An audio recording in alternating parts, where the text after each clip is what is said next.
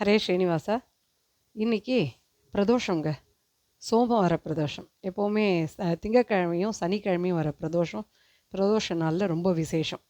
நேற்று ஏகாதசி எப்படி பெருமாளுக்கு விசேஷமோ அது மாதிரி இன்றைக்கி பிரதோஷம். சாயந்தரம் சிவனுக்கு ரொம்ப விசேஷங்க.